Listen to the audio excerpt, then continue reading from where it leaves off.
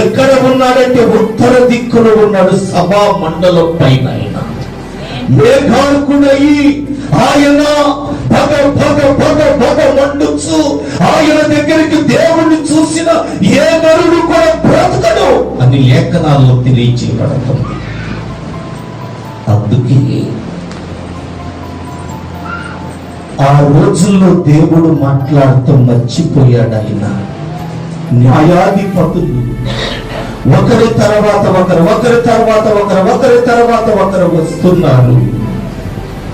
మన భక్తి మన పిల్లలకు ఉండకపోవచ్చు. ఏమండి, తర్వాత మన పిల్లల భక్తి వారి పిల్లలకు ఉండకపోవచ్చు. ఆనాడు అబ్రహాము, ఇస్సాకు, యాకోబులకున్న దేవుడు ఈ రోజున మనకు ఆ భక్తి లేదు దేవుని సన్నిధిలో. అలాగే న్యాయాధిపతుల కాలంలో భక్తి తగ్గుకుండా తగ్గుకుండా తగ్గుకుండా తగ్గుకుండా పెరగటల్లా భక్తి పెరుగుతుంది.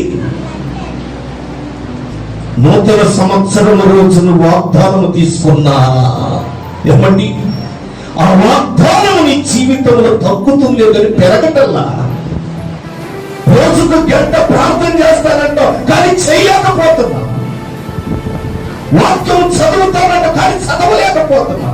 దేవుని మందిరానికి వస్తానని తీర్మానం చేస్తాను కానీ రాలేకపోతున్నావు దేవుని సన్నిధిలో. ఇశ్రాయేలు ప్రజల కూడా ఏమైందంటే భక్తి తగ్గిపోతా తగ్గిపోతా తగ్గిపోతా వచ్చింది. ఆనాడు సిలోహు మందిరము, ఆ మందిరము కలకలకలలాడాల్సిన మందిరము ఏమైందంటే ఆ మందిరము ఒక పునాదుల విషయంలో ఆ మందిరంలో ఏమున్నదంటే దేవుడు లేని మందిరంగా మారిపోయింది. ఈ రోజున నీ మందిరంలో దేవుడు ఉంటాడా? దేవుడు లేని మందిరంగా మారిపోయింది. అప్పుడు యాజకుడు ఎవరంటే లేవి, ఏలి. ఈ ఏలి యాజకుడుగా ఉన్నాడు.